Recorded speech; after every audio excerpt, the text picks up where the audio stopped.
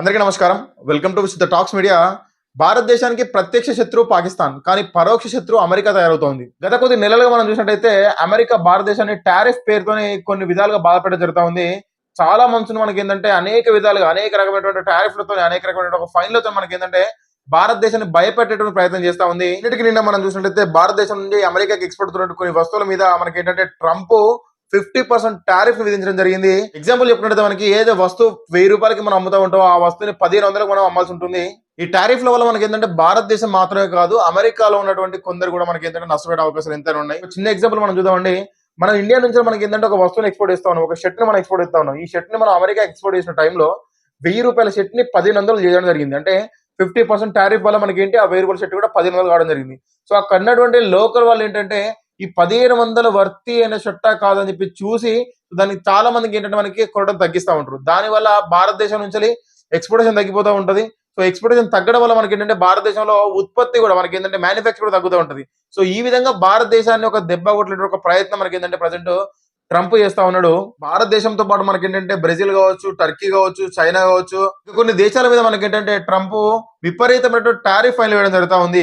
అందులో స్పెసిఫిక్ గా మనకి ఏంటంటే ఇండియాని పాయింట్అవుట్ చేసి ఇండియాని టార్గెట్ గా పెట్టుకుని ఇండియాలో ఉన్నటువంటి వస్తువుల మీద కావచ్చు, ఇండియా నుంచి చేసేటువంటి ఎక్స్పోర్టేషన్ మీద కావచ్చు, ఇంపోర్ట్స్ మీద కావచ్చు, ప్రతి ఒక్క దాని మీద మనకి ఏంటంటే ఎక్కువ ఎఫెక్ట్ పడే విధంగా, మన ఇండియన్ ఎకానమీ మీద ఎక్కువ దెబ్బతినే విధంగా మనకి ఇండియన్ జీడిపిని ఎంతో కొంత లాస్ చేయాలటువంటి ఒక ఆలోచనతో మనకి ఏంటంటే ట్రంప్ భారతదేశం మీద విపరీతమైన ఫైన్లతో మనకి ఏంటంటే విరుచుకుపడతా ఉన్నాడు. దానివల్ల మనకి ఏంటంటే ఈ ప్రజెంట్ పెరిగినటువంటి ఒక 50% టారిఫ్ వల్ల వాల్మార్ట్ కావచ్చు, హాల్అవుట్స్ కావచ్చు, లేకుంటే టార్గెట్ కావచ్చు, సో ఇటువంటి పెద్ద పెద్ద కంపెనీలు అయితే మనకి ఇండియా నుండి వస్తువులను ఏదైతే మనకి అమెరికాకి ఇంపోర్ట్ చేసుకుంటా ఉన్నారో ఆ యొక్క కంపెనీలు అన్ని కూడా ప్రజెంట్ ఏంటంటే ఒక మెసేజ్ ఇవ్వడం జరిగింది ఇండియాకి. సో ప్రజెంట్ మీ యొక్క ఎక్స్పోర్టేషన్స్ అన్ని కూడా మేమైతే మనకి ఎక్స్పోర్ట్ చేస్తా ఉన్నారో ఆ ఎక్స్పోర్టేషన్స్ అన్ని కూడా ప్రజెంట్ హోల్డ్ చేయండి. ప్రజెంట్ ఉన్నటువంటి ఒక 50% టారిఫ్ తోని ఇక్కడ మేము వాటిని సేల్ చేయలేము, దానివల్ల మాకు ప్రాఫిట్ ఉండదు, లాస్ లో మేము నడుస్తూ ఉంటాం అని చెప్పేసి సో వీటన్నిటి కూడా హోల్డ్ చేయండి అని చెప్పేసి మనకి ఇండియాకి కొన్ని మెసేజ్ రావడం జరిగింది. దీనివల్ల మనకి ఏంటంటే ఈ యొక్క వస్తువులను ప్రిపేర్ చేసేటువంటి ఈ యొక్క వస్తువులు మ్యానుఫ్యాక్చర్ చేసేటువంటి కంపెనీలు మన ఏంటంటే ఇండియాలో నష్టపోయే అవకాశాలు ఎంతైనా ఉన్నాయి. అసలు ట్రంప్ బ్యాక్ టు బ్యాక్ మనకు కొన్ని మంత్స్ నుంచి ఇండియా మీద ఎందుకు ఈ విధంగా టార్గెట్ గా మాట్లాడుతున్నాడు మనం చూసినట్లయితే దానికి కొన్ని బలమైన కారణాలు ఉన్నాయండి. సో ఒక బలమైనటువంటి ఒక కారణం ఏంటంటే మనకి రష్యాతోని మనం ఒక మంచి సంబంధం, ఒక మంచి ఫ్రెండ్షిప్ చేస్తా ఉన్నాం. రష్యా కూడా మనతో ఒక మంచి ఫ్రెండ్షిప్ కోరుకుంటా ఉన్నది. సో రష్యా నుంచి మనకు అనేక రకాలైనటువంటి ఒక బిజినెస్ మనకి ఇండియాకి రష్యా మధ్య జరుగుతూ ఉన్నాయి.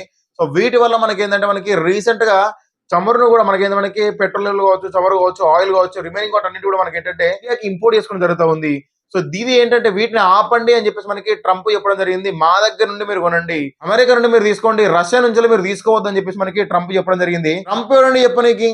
మన ఇండియాకి ఎక్కడ తక్కువ వస్తే మనం అక్కడ తీసుకుంటాం. మన ప్రజలకి, మన రైతులకి, మనకు ఉన్నటువంటి ఇండియన్ సిటిజన్స్ అందరికి కూడా మనకి ఏంటంటే అందుబాటులో ఉండే రేట్లు ఉండాలి. కాబట్టి మనకి ఏంటంటే ఎక్కడ తక్కువ వస్తామో అక్కడ తీసుకొని మన ప్రజలకు సేవ చేసేటువంటి ఒక ఆలోచన విధంగా మనకి ఏంటంటే భారత ప్రభుత్వం మనకి ఏంటంటే ఈ యొక్క చర్యలు చేపట్టి రష్యా నుంచి మనకి ఏంటంటే రకరకాల బిజినెస్ చేస్తూ కంపేర్ టు అమెరికాతో కంపేర్ చేస్తే మనకి తక్కువ ధరలో వస్తూ ఉన్నాయి, సేమ్ క్వాలిటీలో వస్తున్నాయి. కాబట్టి మనకి ఏంటంటే వీటిని మనం రష్యా నుంచి ఇంపోర్ట్ చేసుకుని జరుగుతుంది. కానీ ఆ విషయం మీద మనకి ఏంటంటే అమెరికాకు నచ్చట్లేదు.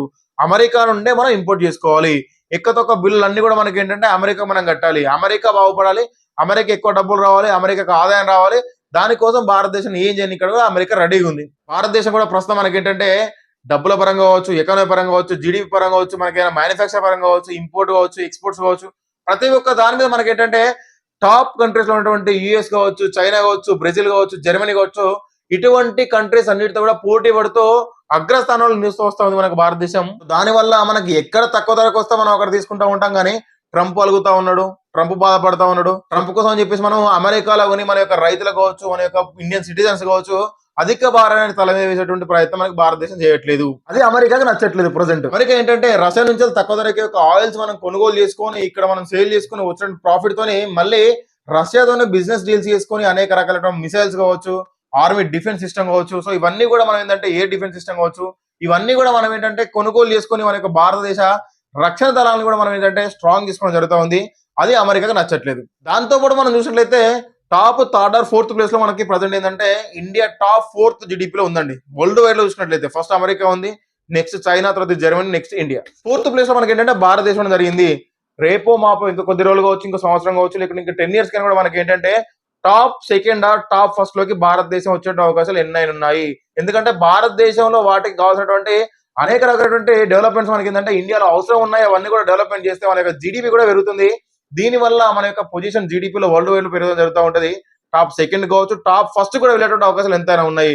అమెరికాకి ఈక్వల్ గా మనం ఏంటంటే పోటీ ఇచ్చే సిచ్యువేషన్ లో ప్రజెంట్ భారతదేశం ఉంది కాబట్టి సో ఈ యొక్క విషయాన్ని తట్టుకోలేక భారతదేశ జీడిపిని ఏ విధంగా కృంగదీయాలి, భారతదేశం యొక్క ఉన్నటువంటి యొక్క భారతదేశాన్ని ఏ విధంగా నష్టపరచాలనేటువంటి ఒక దురుద్దేశంతో మాత్రమే ఇక ట్రంప్ గాడు ఇటువంటి దరిద్రపు ఆలోచన చేస్తా ఉన్నాడు. ఇంకొక రీజన్ మనం చూసినట్లయితే మనం ఫస్ట్ చెప్పుకున్న విధంగా మనకి ప్రత్యక్షంగా మనకి ఏంటంటే పాకిస్తాన్ శత్రువు అయితే పరోక్షంగా అమెరికా శత్రువు అని చెప్పి ఎందుకన్నా అని చెప్పేసి అంటే ఎప్పుడైతే భారతదేశం మీద పహల్గామ్ అటాక్ జరిగిందో ఆ పహల్గామ్ అటాక్ జరిగిన తర్వాతకి భారతదేశం కూడా మనకి ఏంటంటే కౌంటర్ అటాక్ గా మనకి ఆపరేషన్ సింధూర్ చేపట్టడం జరిగింది. ఆపరేషన్ సింధూర్ లో భాగంగానే పాకిస్తాన్ ని ఉచ్చబోయించడం జరిగింది. ఆ టైంలోనే పాకిస్తాన్ అంటే కొందరు ఆర్మీ చీఫ్స్ కావచ్చు, కొందరు నేవీ ఆఫీసర్స్ కావచ్చు, కొందరు పొలిటికల్ లీడర్స్ కావచ్చు బయటకు వచ్చి ఏం చేయలేని సిచ్యువేషన్ లో అమెరికానే గత 25 సంవత్సరాల నుంచి మాకు ఏంటంటే ఒక టెర్రరిస్టులను కావచ్చు ఎటువంటి అటాక్ చేయడానికైనా మనకి ఏంటంటే అమెరికా మాకు సహాయం చేస్తా ఉందని చెప్పేసి మనకు డైరెక్ట్ గా చెప్పడం జరిగింది. దీన్ని బట్టి క్లియర్ కట్ తెలుస్తా ఉంది పాకిస్తాన్ కి వాళ్ళకి 3 పూట్ల ఫుడ్ పెట్టి వాళ్ళకి తుపాకులు ఇచ్చి వాళ్ళకి బుల్లెట్స్ ఇచ్చి భారతదేశం మీద దాడి అని చెప్పేసి వాళ్ళకి బాంబ్స్ ఇచ్చి ప్రోత్సహించే బ్యాక్గ్రౌండ్ లో ఉండి నడిపించే కంట్రీ అమెరికా. దీన్ని బట్టి మనం చెప్పుకోవచ్చు మనకి ఏంటంటే పాకిస్తాన్ మాత్రమే కాదు, పాకిస్తాన్ కి ఈక్వల్ గా భారతదేశానికి శత్రువు ఎవరని చెప్పేసి అంటే మనకి అమెరికా. నెక్స్ట్ జనరేషన్స్ కావచ్చు, నెక్స్ట్ రాబోయే జనరేషన్ ఎవరైనా కూడా నెక్స్ట్ బుక్స్ లలో కూడా ఈ యొక్క మ్యాటర్ ప్రింట్ అయితే ఉంటుంది. అండ్ ఇంకోటి చూసినట్లయితే మనకి ఎప్పుడైతే ఆపరేషన్ సింధూర్ జరిగిన టైంలో భారతదేశానికి పాకిస్తాన్ మధ్యలో వార్ నేనే ఆపాను, వీళ్ళకి సీజ్ ఫైర్ నేనే చేయించాను, 2 దేశాలతో మాట్లాడి ఇద్దరు యొక్క ప్రధానమంత్రులతో మాట్లాడి నేను యొక్క సీజ్ ఫైర్ చేయించాను అని చెప్పేసి మనకి ట్రంప్ డప్పు కొట్టుకోవడం జరిగింది. విదిన్ షార్ట్ టైం లోనే భారతదేశం కూడా మనకి మోదీ గారు కావచ్చు, రాజ్నాథ్ సింగ్ గారు కావచ్చు, వీళ్ళు ఏంటంటే భారతదేశానికి ఎవరు కూడా ఫోన్ చేస్తే మాత్రాన సీజ్ ఫైర్ ఆపలేదు. పాకిస్తాన్ వాళ్ళు మోకరిల్లి మోకాల మీద కూర్చొని భారతదేశాన్ని బ్రతిమలాడితే తప్పైపోయింది బాబు, ఇంకోసారి మీ భారతదేశం జోలికి రాము అని చెప్పేసి వాళ్ళు బ్రతిమలాడితే ఈ యొక్క పాకిస్తాన్ యొక్క ఆర్మీ చీఫ్ ఎవరైతే ఉన్నారో ఈ అసీం మున్నీర్ కావచ్చు, ఈ యొక్క పాకిస్తాన్ ఉన్నటువంటి ఆర్మీ చీఫ్ హెడ్స్ కావచ్చు, పొలిటికల్ లీడర్స్ కావచ్చు, వాళ్ళు ఏంటంటే భారతదేశం ఉన్నటువంటి రాజకీయ నాయకులకు మనకి మోదీ గారు కావచ్చు, సెంట్రల్ లెవెల్ ఉన్నటువంటి రాజకీయ నాయకులకు మనకి ఆర్మీ చీఫ్ వాళ్ళకి ఫోన్ చేసి బ్రతిమలాడడం వల్ల మాత్రమే ఆపేయండి, ఇటువంటి తప్పు మళ్ళీ మేము చేయము అని చెప్పి అనడం వల్ల మాత్రమే సీజ్ ఫైర్ కి ఇండియా అగ్రీ అవ్వడం జరిగింది. కానీ మధ్యలో డొనాల్డ్ ట్రంప్ వచ్చేసి ఏం చెప్పాడు, నేనే సీజ్ ఫైర్ చేశాను, పాకిస్తాన్ కి ఇండియా మధ్యలో ఉన్నటువంటి ఒక వార్ నేనే ఆపానని చెప్పేసి తను చెప్పడం జరుగుతూ ఉంది. ఎందుకని చెప్పేసి అంటే బ్యాక్ కొన్ని ఇయర్స్ నుంచి కూడా మనకి ఏంటంటే Donald Trump Nobel peace prize తీసుకోవాలని చెప్పేసి మనకి ట్రై చేస్తా ఉన్నాడు. ఈ ప్రైజ్ ఎవరికి ఇస్తారండి, ఏదైతే ప్రపంచంలో జరగబోతున్నటువంటి అతిపెద్ద విపత్తును ఆపేసి శాంతి నెలకొల్పాలని చెప్పి ట్రై చేస్తారో వాళ్ళకి నోబెల్ ప్రైజ్ ఇస్తా ఉంటారు. అంతేగాని నేనే చేసా అని చెప్పి డప్పు కొట్టుకునే వాళ్ళకి మాత్రం ఇవ్వరు. సో ఎప్పుడైతే సీజ్ ఫైర్ పాకిస్తాన్ బ్రతలాడడం వల్ల మాత్రం మేము ఆపని తప్ప ఎవరో మధ్యవర్తి వచ్చేసి మాట్లాడినంత మాత్రం మేము ఆపదని చెప్పేసి క్లియర్ కట్ గా చెప్పడం జరిగింది. సో దీని వల్ల మనకి ఏంటంటే ట్రంప్ యొక్క పరువు పోయింది. అండ్ ఇంకో విషయం ఏంటంటే మనకి రష్యా ఉక్రెయిన్ మధ్యలో వారు కొన్ని సంవత్సరాలు నడుస్తూ ఉంది. మనకేంటంటే ఈ యొక్క ట్రంప్ అధికారంలోకి రాక ముందు చెప్పినట్టు మాట ఏంటంటే యొక్క ప్రచారంలో కావచ్చు, మేనిఫెస్టో ఉంటుంది కానీ సో ఆ టైంలో అమెరికా ప్రజలకు ఒక మాట ఇవ్వడం జరిగింది. ఏంటంటే ఒకవేళ నేను కనుక ప్రధానిగా ఉంటే నేను కనుక ప్రెసిడెంట్ గా ఉంటే ఫస్ట్ ఆఫ్ ఆల్ రష్యాకి ఉక్రెయిన్ మధ్యలో అసలు యుద్ధం రానిచ్చేవానే కాదు, ఇప్పటికైనా కూడా నన్ను ప్రెసిడెంట్ చేయండి, కంపల్సరీ రష్యా ఉక్రెయిన్ యొక్క వారు ఫస్ట్ ఎప్పుడైతే నేను పవర్ లోకి వస్తానో వెంటనే ఫస్ట్ దాని మీదనే ఫోకస్ చేసి వితిన్ షార్ట్ టైమ్ లో వితిన్ 10 days 1 week లో మాత్రమే ఈ యొక్క మ్యాటర్ కి నేను క్లోజ్ చేస్తా అని చెప్పడం జరిగింది. కానీ స్టిల్ ఇప్పటికీ 200 నుంచి 250 రోజులు అవుతుంది ట్రంప్ పవర్ లోకి వచ్చి, కానీ ఇప్పటి వరకు కూడా యుద్ధాన్ని ఆపలేకపోయాడు, ఇంకా అది ఎక్కువ అయిపోయింది కూడా. అండ్ ఇంకోటి ఏంటంటే మనకి ఆపరేషన్ సింధూర్ టైంలో మన భారతదేశం యొక్క రక్షణ బలాలను కావచ్చు, మన భారతదేశం మీద అటాక్ చేస్తున్నటువంటి ఒక పాకిస్తాన్ డ్రోన్లను కావచ్చు మనకి కాపాడినటువంటి S-400 మనకి ఏదైతే సుదర్శన్ చక్ర 400 మనకు ఉందో అది మనకి రష్యా నుండి తీసుకోవడం జరిగింది. సో దాని ద్వారా భారతదేశం మనం కాపాడగలం. దాని వల్ల ఏంటంటే మనకి రష్యా యొక్క డిఫెన్స్ సిస్టమ్ ఎంత స్ట్రాంగ్ మనకు తెలుస్తా ఉంది. అదే విధంగా పాకిస్తాన్ వాడినటువంటి యొక్క చైనా డిఫెన్స్ సిస్టమ్ ఎంత వీక్ గా ఉందో కూడా మనకు తెలుస్తా ఉంది. సో అప్పటి నుండి మన భారతదేశం రష్యా నుంచి రకరకాలైనటువంటి ఒక డిఫెన్స్ సిస్టమ్ మనం ఏంటంటే ఇంపోర్ట్ చేసుకోవడం జరుగుతూ ఉంది. మన యొక్క రక్షణ బలాలు కూడా మనం పెంచడం జరుగుతూ ఉంది. సో ఆ టైంలోనే F-35 జెట్స్ మనకి ఏంటంటే అమెరికా నుంచి కూడా మనం కొన్ని ఆర్డర్ చేయడం జరిగింది. కానీ మనం చూసినట్లయితే బ్యాక్ టు బ్యాక్ అమెరికా మన ఇండియా మీద దాడి చేసిన టారిఫ్ కావచ్చు, లేకుంటే మనకి రకరకాలుగా భారతదేశాన్ని ఏ విధంగా కృంగదీయాలని చెప్పేసి అనేక విధాలుగా మనకి ఏంటంటే పథకాలు వండుతా ఉంది.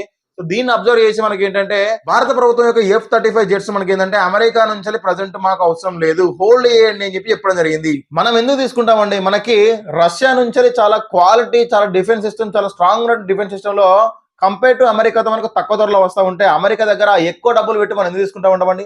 రీసెంట్ గా మనం చూసినట్లయితే కేరళలో ఏదైతే F-35 జెట్ మనకి ఏంటంటే ఒకటి స్ట్రక్ అయిపోవడం జరిగింది. సో ఇటువంటి స్ట్రక్ అయిపోయినటువంటి ఒక ఫెయిల్యూర్ సిస్టమ్ ని మనం ఎందుకు తెలిసి మనం ఎందుకు డబ్బులు పెట్టి ఎందుకు కొనుక్కోవాలి.